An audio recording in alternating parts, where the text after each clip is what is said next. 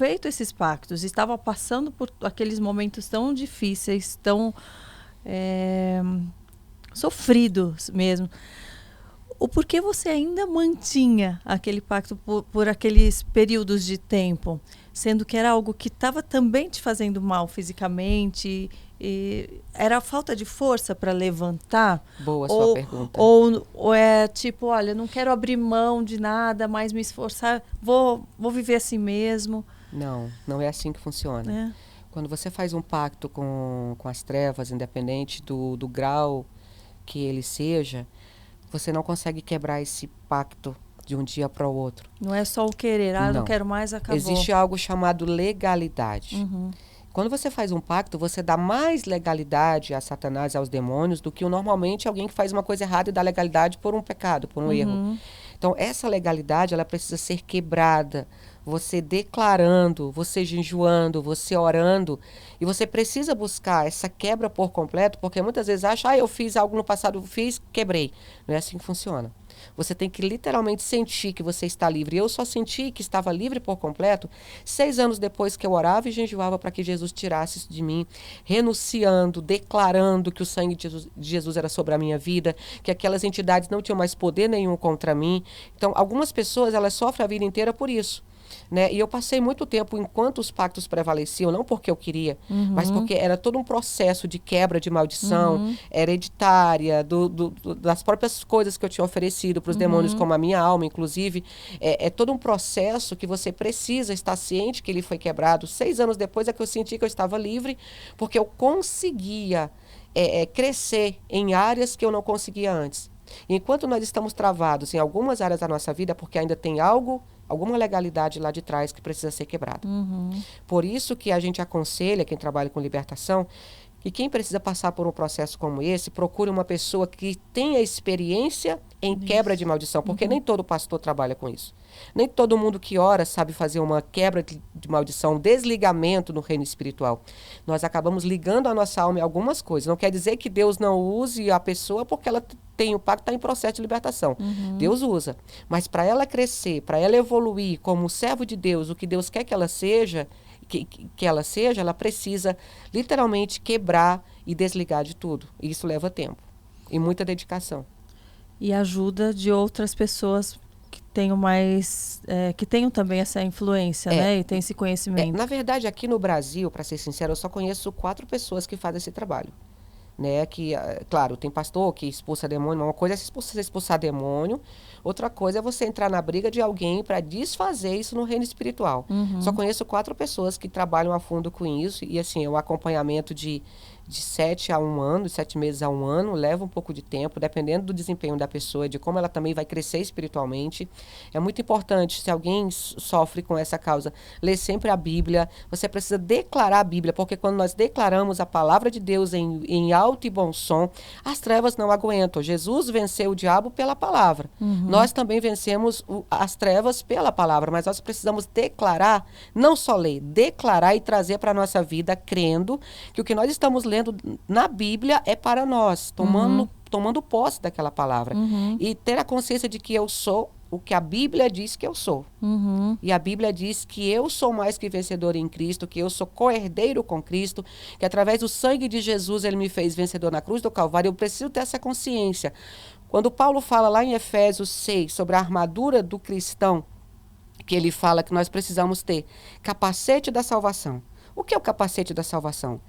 Eu preciso estar segura de quem eu sou em Cristo e que o meu nome está escrito no livro da vida e que um dia eu vou morar lá. Quando eu tenho certeza da minha salvação, do filho, da filha que eu sou de Deus, o inimigo não vai lançar pensamentos negativos na minha mente.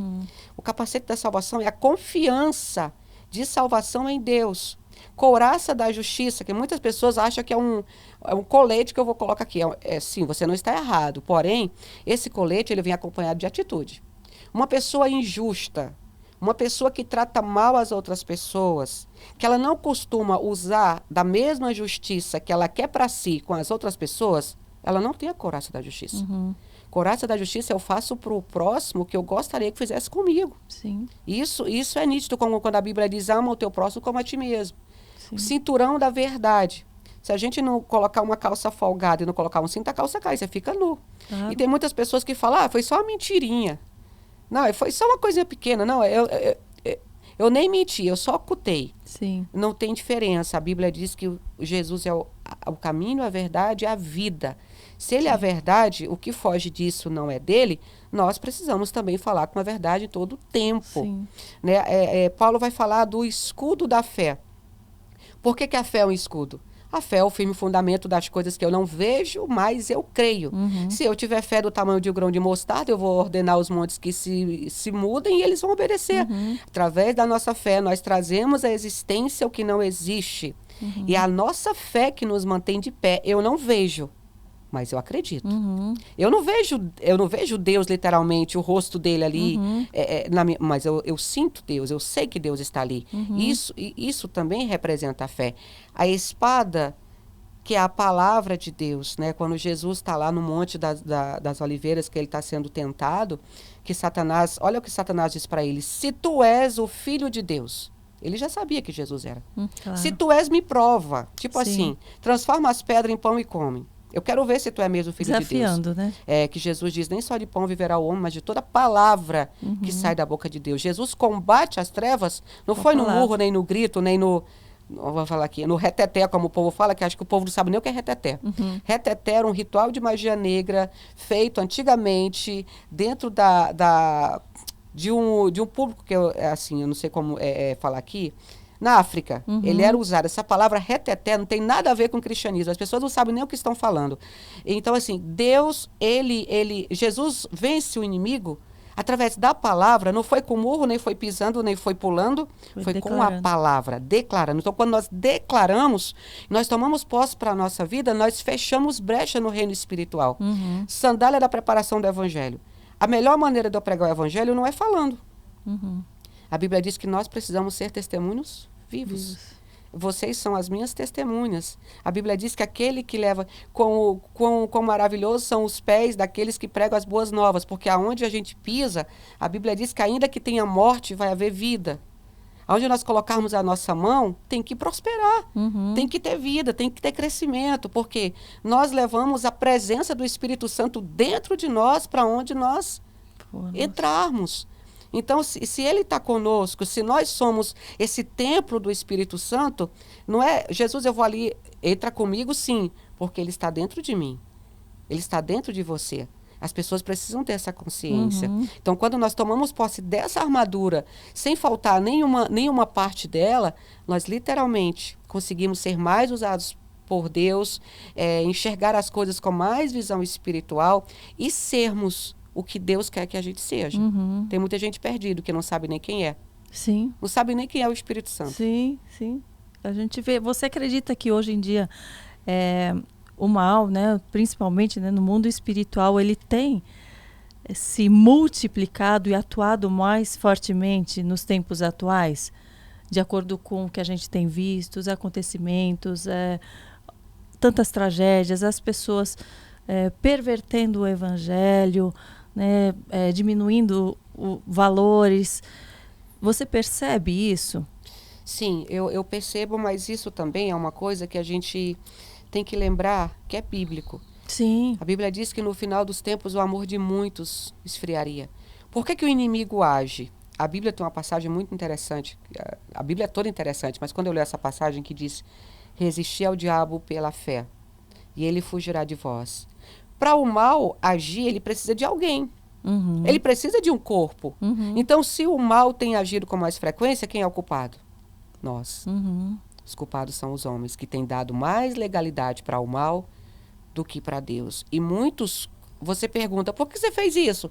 Ah, foi o diabo que me tentou. Não, irmão, pode criar vergonha na cara. Foi o diabo, não, é safadeza sua. Porque a Bíblia diz que quando nós resistimos o diabo, ele foge. Sim. Agora, se... Tem pessoas que são mais fracas que outras, né? E Paulo ainda diz que a gente tem que suportar essas pessoas.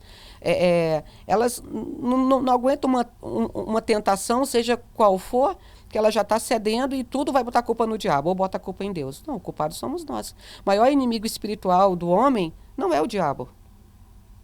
É o homem mesmo. É o próprio homem. O domínio próprio, ele serve para nós controlarmos o nosso eu. Sim. Hoje em dia, o que é mais difícil para você, como humana, né, na sua carne, controlar, né, o que você percebe, poxa, aqui seja na hora de falar, seja de não ficar triste num momento, ser mais grata, porque a gente o tempo todo precisa ser lapidada, né? Mas você que já passou por uma história de vida tão forte, hoje em dia existe algo que ainda é difícil ou as coisas se tornaram mais fáceis? Fácil nada, cada dia que passa mais difícil fica. Porque aumenta, né, o desafio, parece, né? Eu tenho um temperamento muito forte, por mais que não pareça, eu sou muito sanguinária. Há algum tempo atrás, eu olhava para mim e eu estava perguntando, o que é que você quer? Então, assim, às vezes, eu não suporto injustiça e ingratidão. A pessoa, ela tá ali perto de você e ela fala algo que na hora eu tenho vontade de responder. Enfrentar, sim, bem né? aí eu, poxa, se eu fizer isso, eu vou... Aí eu, pra mim é muito difícil me controlar, sabe? Uhum. Eu tenho vontade de falar tudo na hora que eu quero. Eu sou muito transparente. Sim. Então, quando eu tô com raiva, eu quero brigar, eu quero xingar, eu quero mesmo. Eu faço, Uhum. Tem horas que falta paciência, eu quero dar um murro na parede. Só que tem coisas que tudo eu posso, mas nem tudo me convém. Então, sim. Isso é difícil para mim, controle da minha língua. Sim. Cada um tem, né, as suas falhas, as coisas mais difíceis, os seus obstáculos, É verdade. né? Mas durante essa caminhada, por experiência própria, por que você entende, né, hoje que algumas pessoas, né, escolhem por fazer um pacto com o mal ao invés de fazer um pacto com Deus? Porque acham que no fim vai ser mais fácil, não vai exigir tanto sacrifício, vai ser recompensada mais rapidamente, né? De que forma essa proposta do mal foi atraente para você na época? Que eu queria entender as pessoas que ainda hoje fazem, né, e optam por isso. Tem dois tipos. O primeiro tipo de pessoa, eu acho que ela é inocente. Né? Ela nunca conheceu a Deus de verdade, porque quem conhece a Deus de verdade nunca vai poder viver sem ele. E ela é iludida, porque a tarefa de Satanás é matar, roubar e destruir. A ilusão do bem material, da fama. A maioria é o bem material, é a fama, é a beleza. E você esquece que no final, o preço é a alma. Porque não pensa no futuro, não pensa que depois daqui a alma vai estar perdida. Não pensa só no agora. Posso te falar uma coisa? As pessoas que elas têm um pacto com o mal, assim, eu te garanto, como 2 mais 2 é 4, são pessoas infelizes, pessoas que não têm uma vida tranquila, que não têm paz, que não dormem, sabe? Pessoas que em casa elas vivem num terrível alvoroço. E, sinceramente, se eu pudesse dar um conselho, com Deus as coisas não são fáceis. Eu não estou aqui pregando o evangelho de facilidade, que eu estaria mentindo. O evangelho é muito difícil. Não é à toa que Jesus disse, aquele que quiser vir após mim, tome a sua cruz, negue-se a si mesmo e me siga. Em Apocalipse ele diz, aquele que for fiel até a morte, eu darei a coroa da vida. Até porque não é fácil. Jesus disse, no mundo vocês vão ter aflições, mas eu venci, vocês vão vencer também. Mas é melhor nós sofrermos essas aflições com Jesus do que sem ele, porque sem ele nós ficamos à mercê de tudo, inclusive da morte espiritual, que quem está assim já morreu espiritual, eu considero uma pessoa dessa, como eu era, morta espiritualmente e morta fisicamente, porque você corre o risco de qualquer momento o diabo tragar a sua vida. Você estando com Deus, você tem ali a certeza da sua salvação, que o choro pode durar uma noite, mas de manhã você vai sorrir, que Deus está sempre trabalhando a seu favor, e quando você não tem ele, é difícil. Agora eu vou fazer igual, não é ruim com ele, é muito bom com ele. Mas sem ele, você não chega a lugar nenhum. Aí as pessoas dizem, mas com Deus tem tanta prova. Meu filho, se com ele tem prova, sem ele é pior para você. É uma ilusão, né? Uma ilusão. Uma ilusão de que vai ser mais fácil. Que pode conquistar algumas coisas materiais mais rapidamente, mas a paz nunca é conquistada, né? Você sabe que quem consegue, no final sempre perde. Sempre tem algo em troca que vai doer muito mais do que se você tivesse perdido, às vezes, até o que você pediu para ele, que ele te deu. Né? Algumas pessoas pagam o preço com o próprio filho, né? com pessoas que amam. Não vale a pena. Hoje em dia, você vendo, né, as pessoas, você consegue detectar pessoas que fizeram, que estão sob um pacto maligno e as que não estão, você consegue ter essa percepção de acordo com a vida que elas estão levando ou pessoalmente? Existe algo A, ali a perceptível? a gente consegue perceber nitidamente pessoas que estão sofrendo, passando por opressão. Essa questão do pacto em si, se a pessoa está no processo de libertação, você só consegue discernir se você ora por ela, né? Que você vai ali sentir o que está acontecendo. Mas ali, olhando de imediato, você consegue saber quem tem uma opressão, quem está sobre um jugo acorrentado, algo do tipo. Mas a questão de quem fez o pacto, quem não fez, não dá para se ver assim no olho, não é tão simples. Em alguns casos, sim, mas a maioria não. E o que traz essa legalidade para as que não fizeram pacto? Eu acho importante que às vezes a pessoa está dando legalidade e nem sabe, né? Tá sofrendo algo dentro de casa, fora de casa, e às vezes não sabe que brechas são essas que ela está abrindo, né? Tudo que não condiz com a palavra de Deus abre legalidades para o outro lado. Nós só temos dois caminhos. Quando a gente não está servindo a um, está servindo ao outro. Às vezes, uma palavra boba que a gente fala. Às vezes, um julgamento de alguém.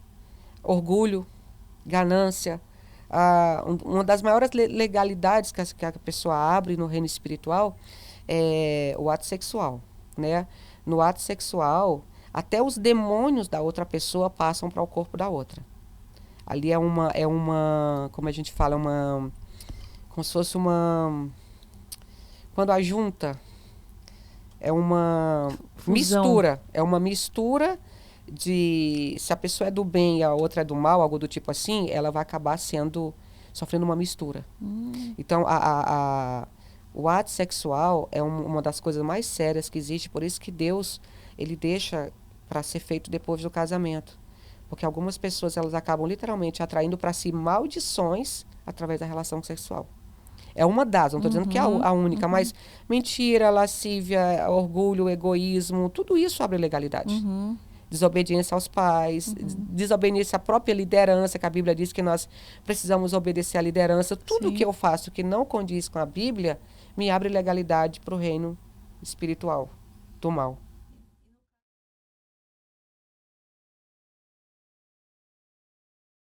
Se você quer ficar por dentro de tudo que passa aqui no Positivamente, se inscreva, dê like, comente, compartilhe.